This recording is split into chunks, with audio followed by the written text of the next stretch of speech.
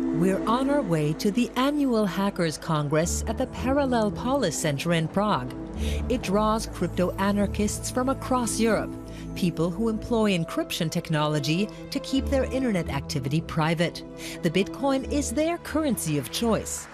At the center's Bitcoin coffee bar, you can't buy a drink with regular cash or cards, only Bitcoins.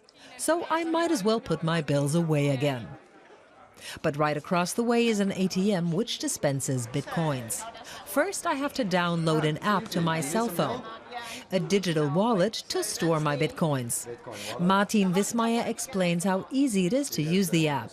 Just set it to receive, then hold your mobile in front of the ATM.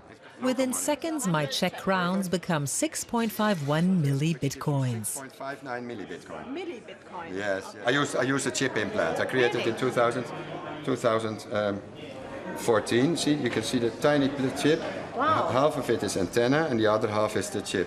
So if, for example, I want these Bitcoins are on here, and if I want to buy a Red Bull, for example, there, I can show you. Yeah, let's have a look. Martin just holds his hand in front of the machine, and out comes his drink. He says this is the future. I don't believe that. Oh, you want it again? Anybody wants a Red Bull? Martin says Bitcoins are more than digital play money. Hundreds of thousands of people use them for everyday transactions, eliminating the need for a regular bank account. I think the banks will always be there. It is just that people have an option now. For the first time in history, this is the first money which is issued by the people and it is owned by the people. There is no banker required. Yeah. It's like where we are going, there is no banks. The Bitcoin is a currency that's generated on the internet, but how? As I learn here, it's quite simple. To produce a Bitcoin, a computer must process certain transactions.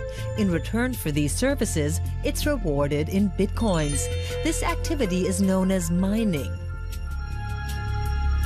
But only a maximum of 1,800 Bitcoins can be generated per day. That's the predefined limit.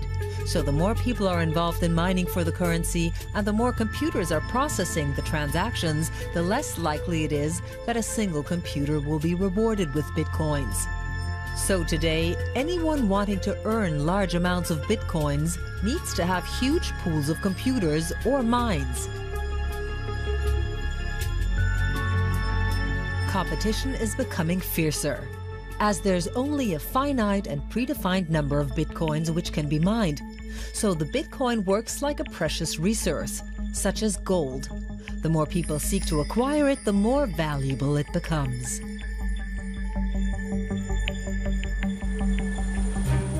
Around the world, people are feverishly mining for Bitcoins.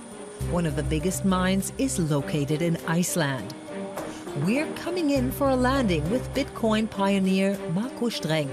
He was attracted to Iceland mainly because of its geothermal power plants, which produce green electricity from the water of hot springs. He agreed to show us around his mine, provided we don't disclose its exact location. On the drive there, he explains why. There's a lot of money involved. And many different parties would have an interest in breaking into the mining farm or hacking into it. You can't be careful enough. From the outside, the hangars look grey and inconspicuous, on purpose. Few Icelanders are aware that huge amounts of virtual money are produced here every day. Inside, it's incredibly loud. My God, how many machines are there? There are over 10,000 graphic cards on this side alone. More than the world's biggest supercomputer. What do you earn here per day? If I told you that, straight away, all our competitors could draw a conclusion as to how large we are.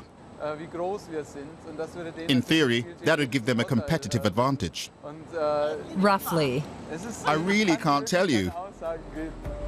What he will tell me is that the electricity bill for his mine is €1 million a month. Most of that spent cooling the computer processors. Another advantage of being in Iceland is that the outside air is reliably chilly, so the climate also helps to keep the hangars cool. In future, Marco Streng plans to set up new steam-powered mining farms. He believes that in an increasingly uncertain world, the value of the Bitcoin can only go one way, up. What makes the Bitcoin special is this independence from the financial world. And that's almost always the banks. And of course, we've seen in the past that this system is, in many places, doomed to failure. Marco Streng is even considering building his own geothermal power plant. After all, he's got to invest the money he's earned somewhere. Money earned by producing a lot of hot air.